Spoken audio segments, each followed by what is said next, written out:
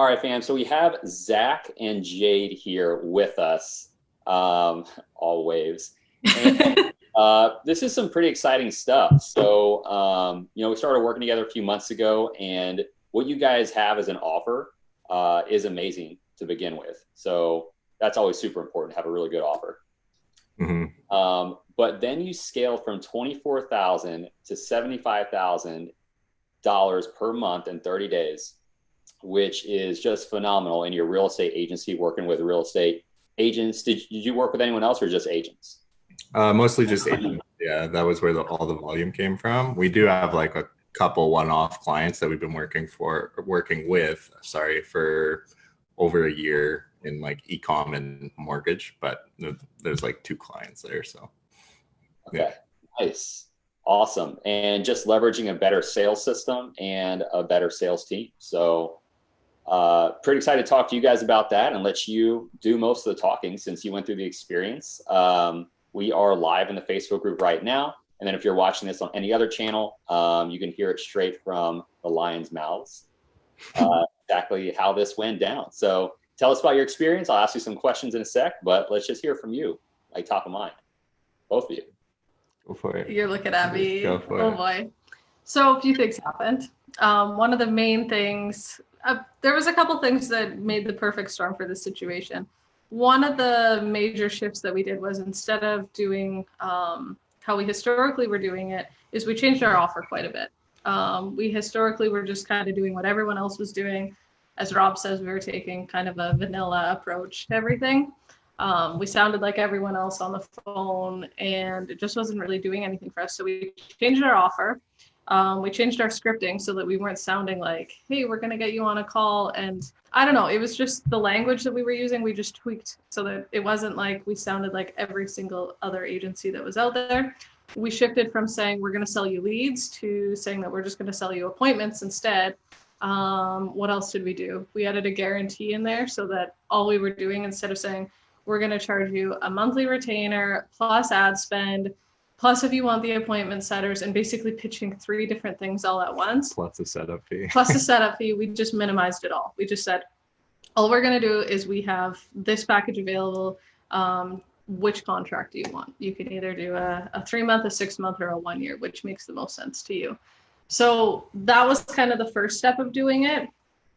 And then a lot of it came down to the way that we were selling was really just old school. Like, we just sounded like used car salesmen, or how every other digital marketer is selling, using the same scripts that have been floating around for years on end that every realtor has heard. Like, being in real estate, these people are fairly affluent in our process. They talk to digital marketers all the time. So you can't approach it the same way that everyone else is doing. You need to do something different to stand out. So that was really important to us.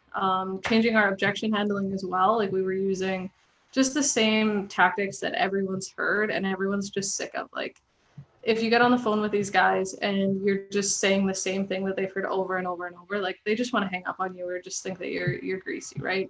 So we took a different approach. That I think did make a huge impact. Those were some of the things. Yep. And then we just started scaling our ad spend. So once we got another salesperson on, because originally we just had 2 salespeople, we added another one that came from Robb, and we just blew our ad budget out of the water. And then some of the other shifts that we started to make were, because we noticed, like, as we were increasing our volume, we still wanted to maintain high customer satisfaction. So then we started taking a better approach with actually talking to our customers, because historically we've been kind of standoffish almost. I don't know if it's like standoffish. It's just like we didn't have time to be talking to our customers. And when we were a newer agency, it's like we were scared. We were scared that every communication that we had with them was going to be a complaint. And so we shifted our mindset. And so we started going to them with more of a consultative approach. Like, okay, what's going on? How's everything working for you? What can we do different for you, and really work with you on making this a more powerful system for your business? And that in itself is just like, now we're just getting video testimonial after video testimonial. Yeah, I think that's really important. Yeah, coming at our customers without a scared mindset, and more of like, hey, how do we fix these problems that are happening, and how can we make this better? We went from having a client actually that wanted to do a chargeback with us to sending us, I think he sent us 6 referrals now. And that was in the course of like 2.5 weeks of us turning that around. Just because like we were able to, like, we wouldn't have known this, but like we were able to grab it, like expectations of what he thought would be like solid appointments for him. And then immediately like that, we just changed our scripts for our appointment setters. And then we just started getting him meetings the way that he wanted them delivered. And it was no extra work for us. We were already doing that, but it's just like having the notes come in a certain way and having them be like, hey, like, don't send me anyone who makes under 60K a year annually or with a household income of under 60K. And then he's happy. And then he sends us 6 more referrals. And it's like, okay. And the best video testimony ever. Yeah, we're going to have some fire ads. And this was a customer that was literally swearing at us over email just because there was like a slight miscommunication, right? And that happens so much. So like before, it would be like we'd get someone who like they were upset about something, and that happens. People spend money, they get scared. We have this whole Corona thing going on. And it's like we could have taken an approach of just arguing with him, but instead we took like a more authoritative approach. And like my approach to his email was actually kind of funny. Like we used the whole like pattern disrupt thing. Instead of being like, I apologize for this, I sent him an email that was like, well, I guess I'm not going to need coffee this morning because I'm wide awake now. And he laughed. Like he was like, okay, like it just hearing a different response from someone than what they're used to, I think is an eye opener. Mm-hmm. Yep. That makes you different. And it's so funny because like authenticity is so rare nowadays. Mm-hmm. I just don't expect it. Yeah, absolutely. I think that's a big takeaway that we got from you is just like not saying random stuff, but just like stopping them from like continuing down like a certain thought process, like just taking them right out of it. And like even in like handling disputes and like other things, like it's just like if you just like can like stop their thought process and then like bring them back to it with a different like idea in mind, and then you can actually turn around the situations quite a bit. Yep. Dang, that's awesome. A piece that I really love that I hope everyone takes away from this call is what you guys are doing on the back end for client support, reaching out to clients. And that's why we're so big on like surveys on the back end and like talking to clients like you and I, and you know, all of us are talking right now. It's because you can find that stuff out and be proactive and fix it ahead of time. Mm-hmm. So that's really big. I remember the first company that I worked with as a sales manager, and I was in my early 20s, and they didn't want me calling the clients. And they're like, well, we don't want to poke the bear, because it was a gym. You know, they're all about the MRR. And they're like, these clients or these members have been with us forever. They're like, let's not poke the bear. I remember like that's immediately, and why we teach it now, because immediately when he said that, I was like, well, we're not really poking the bear, we're cleaning the clientele. Mm-hmm. And I was like, so that's the big difference. So what you guys did there is that alone can fix and grow and build a stronger foundation in a company than anything ads will do. Mm-hmm. So 6 clients, what did that bring you? He referred you like 6 clients. How much revenue was that? Well, he just started referring them this week. Like we're getting emails every day from him being like, I have this person that you need to talk to.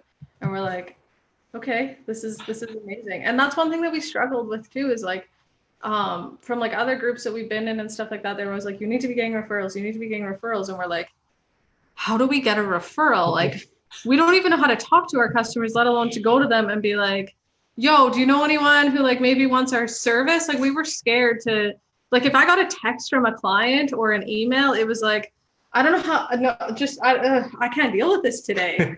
And they would be like, it would just be like a simple inquiry. So like we were terrified of our customers. And now we have customers that are just like, you guys are the greatest. And all it was, well, there was 2 things. We made our service better because we actually communicated with them. And 2, we started talking to them. Like 2 very, very simple things is if you talk to your customers, you can learn what they actually want. And if you learn what they want, you can deliver that. You can't do that if you're not talking to them. So that was pretty huge for us. And because that's the thing is like just selling them a lead. It's like, well, we didn't even know what kind of leads they wanted. We don't know what the rules are in their area. Like there's how many states and cities and different parameters for everyone we're dealing with. So it was like, how do we even know what they want? We're too scared to ask. We would onboard them and be like, here's your campaign. I hope it works. And then we learn like, okay, no, that's not how it works. Like, let's start setting appointments for these people. Like, let's actually have conversations with their leads so that we can figure out what's actually happening in their market. Mm-hmm. And it's just, yeah, made a huge impact. Weird how communication does that. Yeah. Oh my gosh. Clear communication delivers a better end outcome. Who would have thought? I gotta take notes.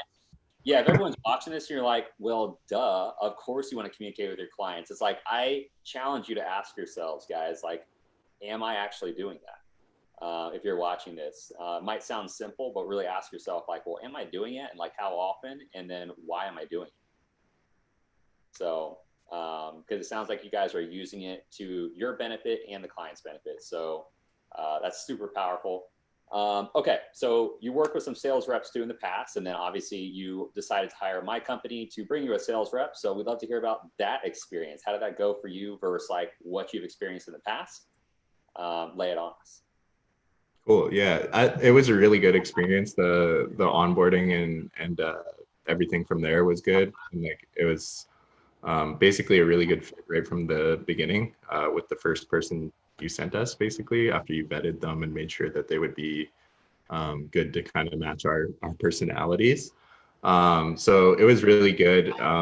Like sales reps in the past, we've worked a lot with like other companies like Dan Locke and stuff, and they're good too. I'm not gonna like knock them or anything, but they just have a kind of like vanilla sales process, which is a little bit hard sometimes when you're trying to like implement the new stuff like that you were training us. It's kind of like you really gotta like beat that into them. Mm-hmm. So that was one thing, doing that, and we want to use your sales process indefinitely moving forward because it's just so much better. And like when people when we were closing them with that, it was never like a pressured sale. It was like, oh, okay, like yeah, you actually want to do this, and you know we're going to get longer contracts out of it because it wasn't pressured, and they're not going to feel bad or get buyer's remorse, I guess is what I'm trying to say. So that was really good. And yeah, I think just in general, it was an easier it was a lot easier to have them go on your trainings with what their background was rather than taking other people's courses and going down theirs and then trying to get them on your trainings and just train them properly. So yeah, and that was a huge thing for us too, is like training our salespeople. We don't necessarily have time to be doing that. Like when you're onboarding 35 clients in a month, you don't have time to be sitting there being like, okay, what's going on your calls? And the other thing too is a lot of these people were coming into our agency and they were seeing us hiring them as like, we need a salesperson because we don't know how to do it, which wasn't the case. But the authority was almost like they were above us and telling us how to do it because, well, you've hired us. This is how it works type of thing. Whereas I feel like having you as like, okay, so this is the sales expert, he's going to be training you. It just makes it so much easier instead of me being like, okay, so I'm the CEO of the company, but I'm training you on sales. The perception is just kind of skewed when you try and do it that way. So that was one thing that we struggled with too. And then coming in and being like, no, you guys, like, I know what I'm doing. Like, I know how to sell. It was almost like, okay, but you're the only, like, it just made such a weird authority mix because it's like, I'm not doing sales full time. It just doesn't make sense for me to be doing sales time. Not that I can't sell. mm-hmm. So that was easy. And we find like hiring people is probably one of the most daunting tasks. It takes us so much time, so much resources when like we should be doing things that are like moving the money needle forward instead of sitting there like interviewing, trying to hire people, getting people just to show up to their interviews. Like it's a time suck. And like we've learned that our time, if we're doing things that are like administrative stuff or managerial type of things, like our time should be spent on stuff that's actually moving the business. And that it just takes so much time. Like we could lose 40 hours a week just on trying to hire one person, and then they come in, do one sales call, and they're gone. So that was huge. Yeah, and what Zach said about the whole like bringing people in from like more commercialized selling, I don't know what the actual name for it is, but a lot of the training courses out there and the people, like the salespeople that you're going to get from them, they can sell if you say you're Grant Cardone and you have a massive budget and basically people are just order takers. Well, that's easy because you can basically say anything. Those people are already sold up until that point. Whereas for us, like we're a smaller agency, people are just learning who we are. Like our brand awareness is still quite low. So we need not just closers, but people who can sell and close. Whereas a lot of these places are just selling you a closer.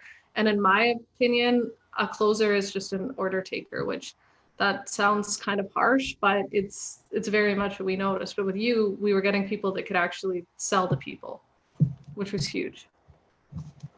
Dang, I love that. And that is all super powerful right there. Zach, did you want to add anything else to that?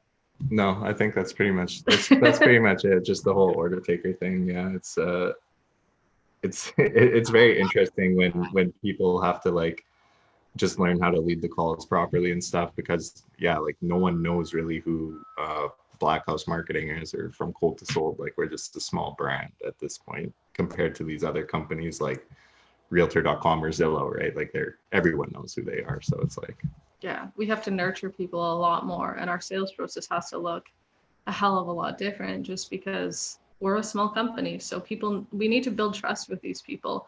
Our marketing budget at this point isn't big enough to be able to build all of that trust. So if we wanted just order takers, I mean, we would just pay people wages and sit them in a desk, hook them up to our system and say, go. Right. And for anyone watching this video right now, when Jayde and Zach are talking about our ad budget isn't big enough to be at that level, just so you guys have an idea what that looks like. You guys are spending like 20 grand a month. Yeah. Yeah. Yeah. So, okay. Yeah. So just for anyone watching this, to give you some context behind that, like that's the number that they're referring to that isn't big enough to have that size of brand. So in case you're like, well, my brand's big enough. I spend X amount of dollars. So if it's not more than that, then maybe you should shift your mindset a little bit. Hope that raises your level of thinking a little bit. Yeah. So did you guys run into anything when you got started that you were afraid of or that you feared for? I know fear is kind of a strong word, but that you feared for whenever you got started in this program beforehand? Oh man, when we got started, I was like, oh shit, what if this doesn't work? Like I spent a bunch of money. Yeah, we were very much like another program. We bought so many programs, and like granted, the majority of programs that we bought have actually been really good. So I don't want to discount any of them. But it's scary, like being like, oh, do we really need another program? Is that what we need? So it was kind of like, should we trust ourselves? Should we get someone else to do this? Like, what should we do at this point in time? So it's very much one of those things where, yes, just pay someone else to do it, because when you're small like us, like, and keeping in mind, like, we're not that small. Like, we do have quite a few people behind us. Like, our team is, like, we're still very much a small business, but like, it's not just us. Mm-hmm. And we don't have time to be doing that. Like, we have people that, like, we have employees that run our campaigns for us. We have like employees doing all kinds of things for us, and we still don't have time to be doing it. So if you're a solopreneur, or like two of us, you definitely don't have time to be doing it. Like, there's so many other things you should be spending your time on. So we were hesitant because we're like, okay, another investment. Is this going to work for us? We've always had good luck with different programs online, but yeah, that was scary. Yeah, doing another one. Yeah, for sure. Cool. Anything else? No, I think that's, yeah, like just it's always scary, I guess, like investing in yourself, I guess, because like a lot of that comes on you.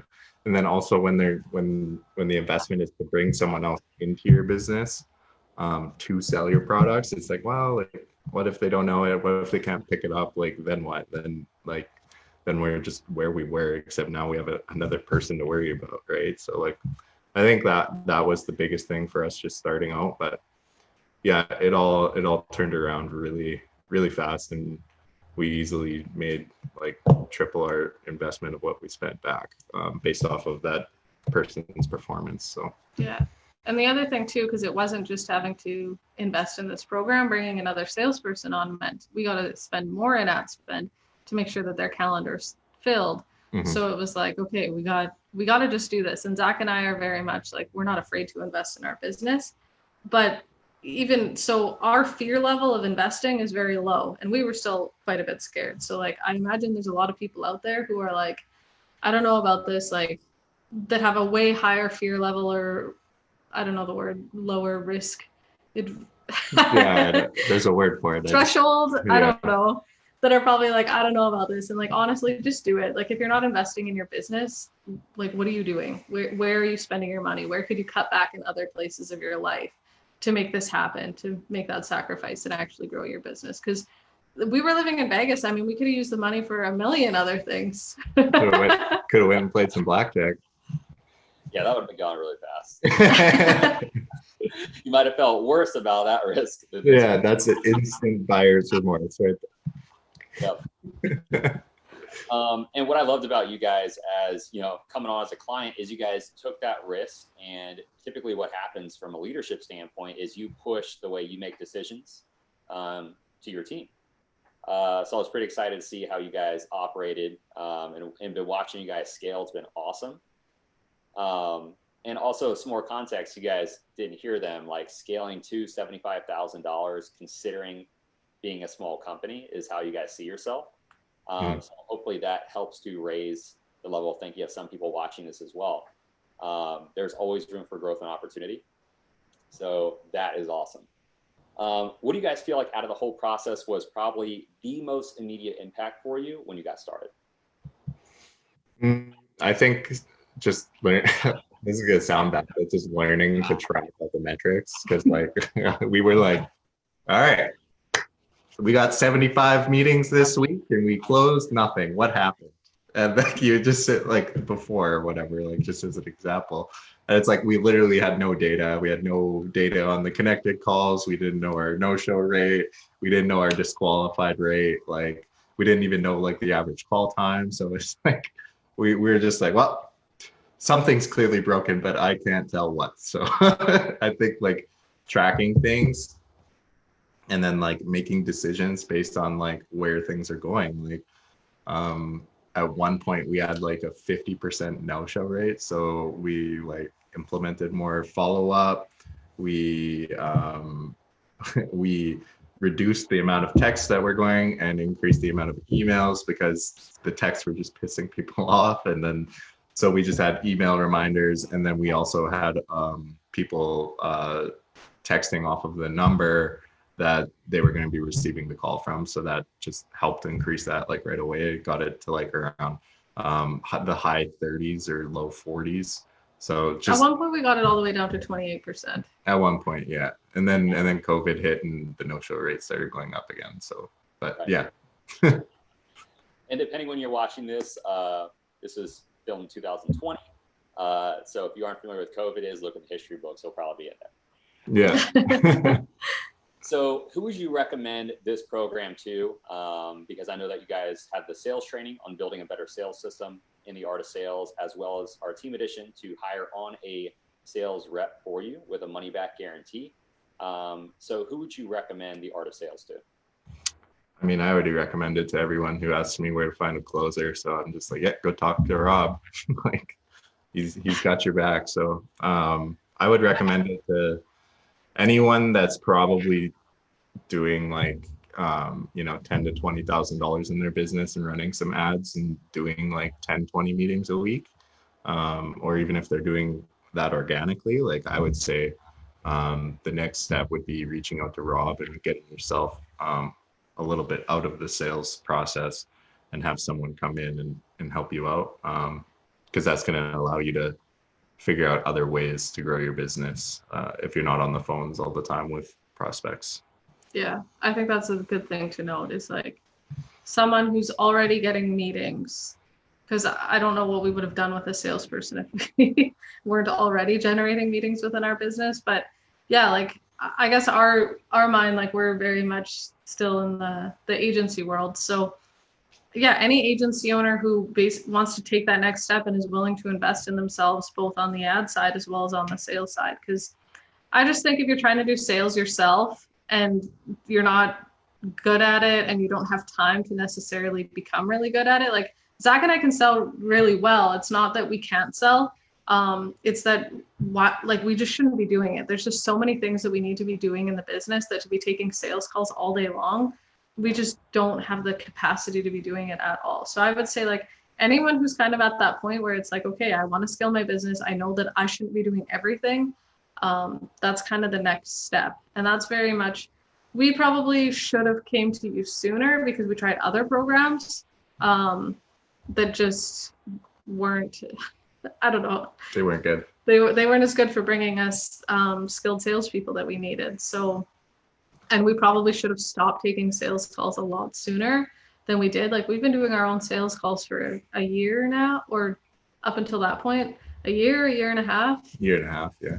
So it just was, how do you scale your business when that's all you're doing? Like our days, like when we started really filling our calendar, our days were just constant sales calls and we could never get anything done in the business. So it was like, how do you improve your service? How do you communicate with your customers? How do you buy groceries? Like just the simple things in life. Like being a business owner is busy. So when you're just adding more things to your plate that you don't need to be doing, I think that's huge. And I think a lot of people are under the impression that they always need to be the person selling in their business. And I disagree with that so much, just because we've seen it. Like, sure, learn how to do it, but then just get it away from you as quickly as you can. Like we like to just reduce our tasks as much as we possibly can so that we can bring on more things that are going to actually help us grow.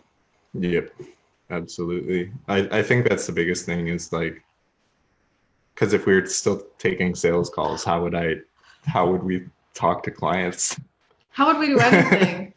Yeah, I think that's the biggest thing, because if you're always on the phone, then you're never actually like doing any research about what you could even make your service, like how you could make your service better and make sure you get referrals, which are 10 times easier to close. Yeah, and with our like, I don't want to say extra time because we very much are still busy all the time. But like we've been able to almost create like a spin-off business just because we have a little bit more downtime to actually think like, okay, what are other things that we can be doing that are going to provide like tremendous value to other people that we're already doing? So it allows us time to actually think and not be so stuck in that, okay, tunnel vision of my next sales call. I got to prep for this. I need to do that. It allows us to actually think and navigate the business as a whole instead of just being so focused on one mundane task. Yeah. Yeah, that space is huge to be able to think as a business owner. And, you know, I almost go as far to say like it's almost a disservice to be the person to continue to sell on your own business. Because like you guys said, you're delivering a better service now than you ever have as you remove yourself from that. Exactly. And we had the like mental capacity to just sit back and realize like, okay, what else could we be doing for our customers? Because to us, like, we don't want to just be bringing customers in and dumping them. Like we very much want to have a business that we have a high quality service and have good relationships with our customers. We don't want to have a transactional business. So having that time added into our calendar really allows us to figure out and strategize like, how can we make this a good service for the people that we bring in? How can we build relationships with the people that we bring in? Because we don't want to have an agency where we just, I don't know, high customer satisfaction is just super important to us. We don't want to be the Walmart of agencies. We have no interest in that. The Walmart of agencies, yeah. That's a good example. Good analogy there. So what would you tell people, both of you, what would you say to people to watch out for before they decide to invest in a company to recruit them as sales rep or for sales training for their teams? The number one thing that I would say is I would ask the question of what type of salespeople they're training for.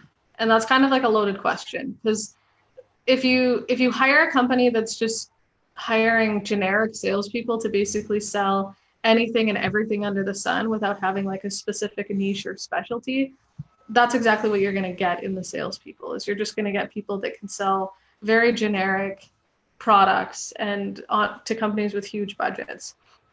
I would look for someone who is going to be a good fit for your agency and knows how to train people and bring people on for specifically what you do, because that was really important to us. And that was a huge eye opener, that a salesperson not every salesperson or set of sales skills is the same.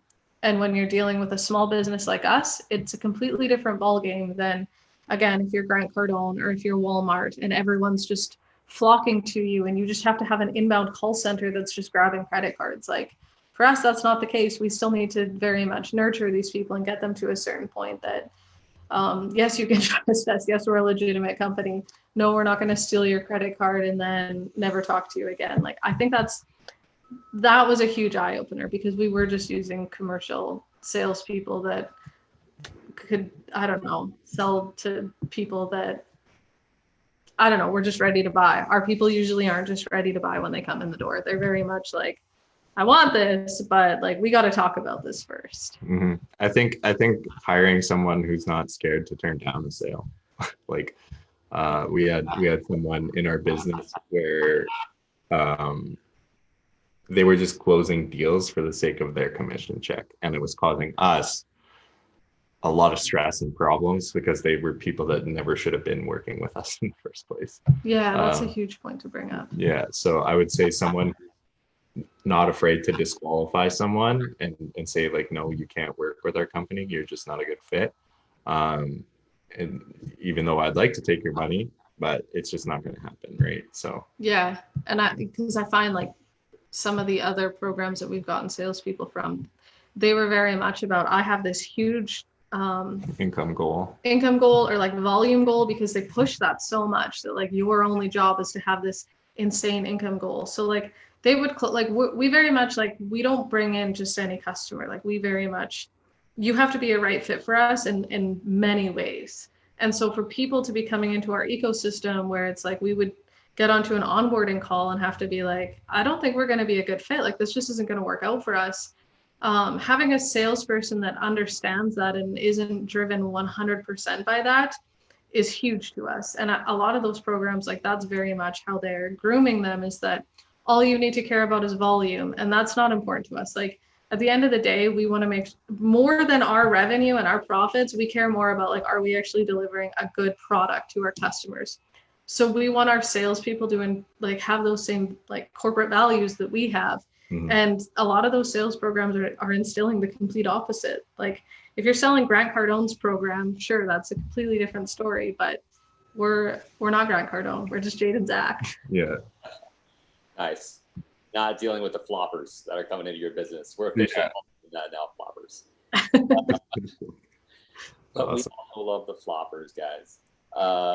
So anyway, is there anything else that you'd love to add about the experience or anything else before we close this out? And by the way, I love everything you guys are saying here. It's super powerful. And again, anyone watching this, I hope that you're hearing these certain things. And if you've never considered them before, that this could help, your thinking, look at things differently, and doing things like turning the sale down or having somebody specifically for what you do.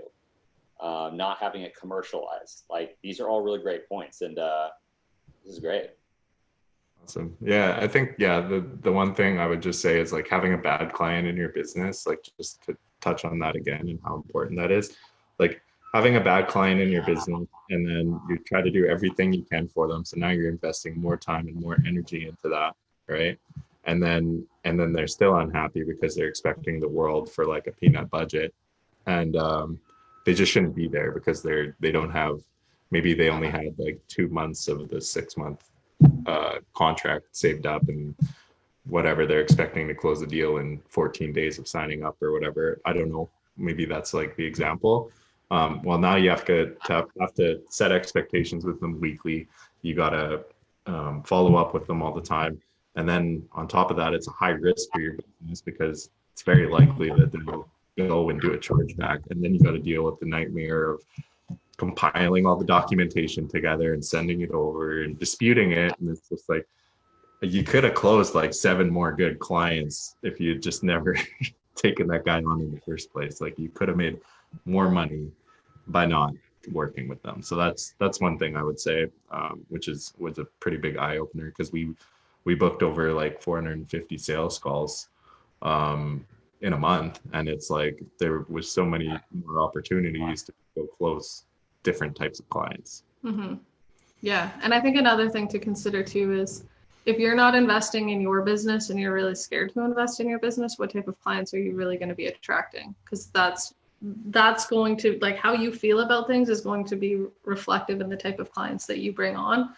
So like if you're terrified to invest in your business and you're kind of, I don't want to say skittish, but skittish is the right word, flighty about doing it, what type of people are you really going to be bringing into your ecosystem? Because you typically are going to attract the same type of people.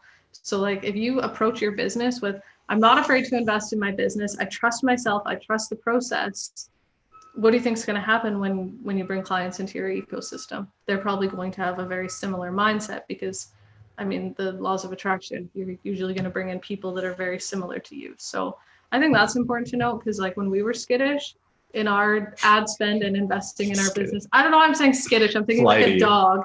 Flighty, not skittish. I think I like skittish. It works great with flopping. It works great with flopping. We're moving in the right direction here. So. Right? Something falls and you run away quickly. I think skittish is a good word. Anyway, I just think that, yeah, when we were like that, who do you think we were bringing in for clients? People who were scared. Like the way that we were talking to them, communicating with them, the way that we were training our sales team, like it's all in, like, gets engraved in everything that you do. So yeah, skittish. Skittish. Hashtag skittish. Hashtag skittish. Well, guys, this has been amazing. I hope anybody watching this in a similar position as Jayde and Zach were here, either starting out or where they're currently at, or if you guys heard anything that you felt like you resonated with, that you can fix those things. It just takes you being able to look at it, to remove yourself from certain situations like being on the phones, to be able to fix that. So super exciting, guys. Super proud of you guys, you know, and what you're building and like the quality behind what you're building. So it's pretty amazing. Well, that's much all I have today. Unless you guys want to add anything else. No, I think we pretty much covered everything. We gave all our. Yeah. Well, I appreciate you guys coming on and doing this. I know you're super busy. So we'll cut this here today, and you know, we'll see everybody soon. Jayde and Zach, guys.